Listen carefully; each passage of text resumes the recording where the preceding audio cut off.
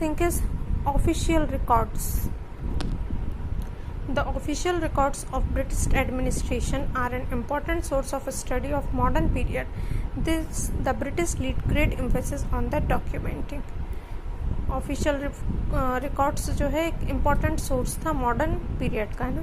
British जो थे वो ज़्यादा एम्फेसिस होते थे, ज़्यादा इम्पोर्टेंस देते थे डॉक्यूमेंटिंग को, ना. दैट मीन्स कोई भी पॉलिसी है या किसी भी तरीके का कोई भी बिल या कोई भी एग्रीमेंट डिसीजन है, उसको हम पेपर वर्क पे या एक डॉक्यूमेंटेशन के थ्रू एक प्रूफ, एक सोर्स के लिए हम उसको रख सकें as a witness.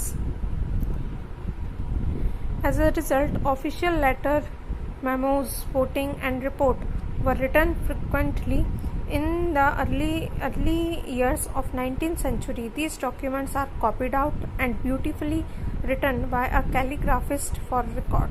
Later, the spread of printing press in India. By middle of the 19th century, these documents are printed in the multiple copies.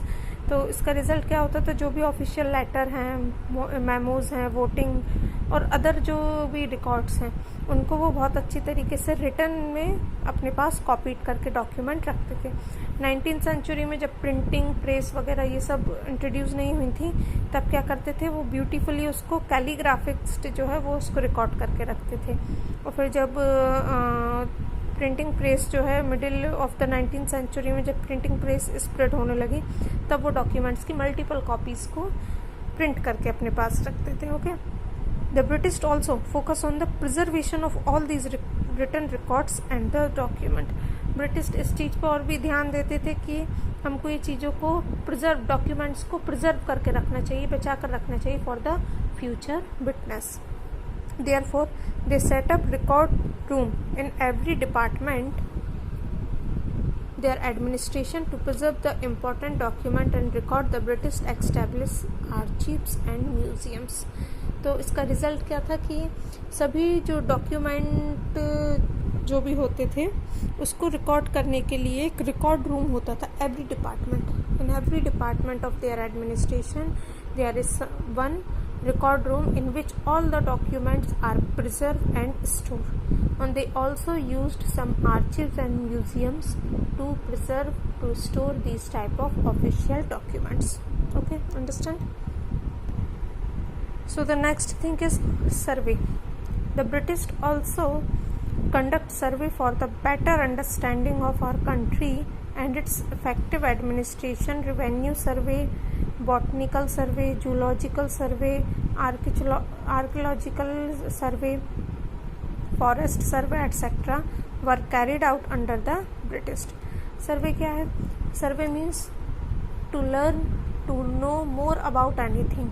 We search something related to this, ना? That's called survey. तो British क्या था? British better understanding for our country. British used survey, conducting survey for their effective administration. Survey like revenue survey, botanical survey, zoology, archaeology, forest, इस type के सर्वे जो है British करती थी to know more about our country or for making their administration more effectively.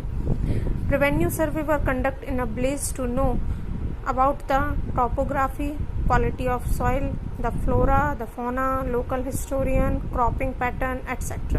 Revenue survey means कहाँ से उनको tax collect करेंगे वो, ना. Revenue survey means collection of tax, collection of money.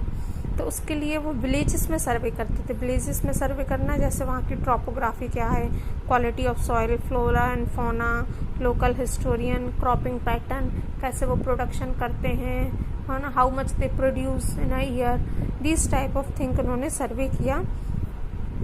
From the end of the 19th century, session operation were held every 10 years. The session gave a detailed account of the total number of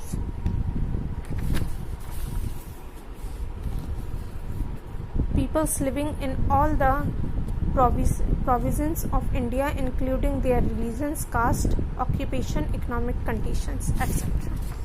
तो इसके लिए क्या था कि वो British जो हैं from the end of 19th century उन्होंने सेशन ऑपरेशन स्टार्ट किया. Census operation means collecting data about the total number, of peoples in any village, their caste, their religions, all these basis पे उन्होंने data collect किया.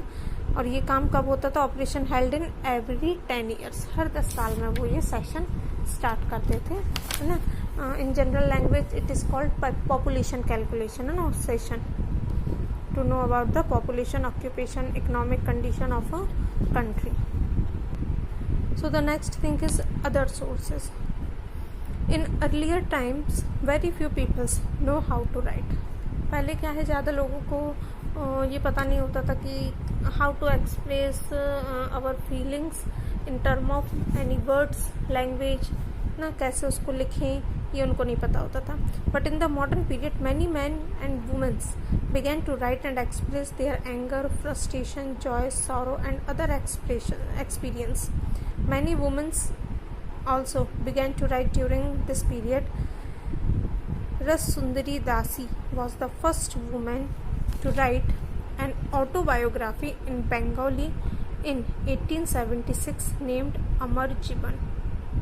Amar Jeevan means, इन ये Bengali word है. अमर जीवन means मेरा जीवन, है ना, मेरे जीवन के बारे में उन्होंने autobiography means when person write something about self. Okay, so other sources included personal diaries. Some peoples write their personal diaries in which they write their daily day-to-day activities. Accounts of pilgrims and travelers, autobiographies of important personalities, popular booklets, newspapers, stories, poems, novels, books or newspapers covering idea and feeling of political leaders, social reformers, journals, review, editorial and articles in newspaper and magazines. All these things are the other sources.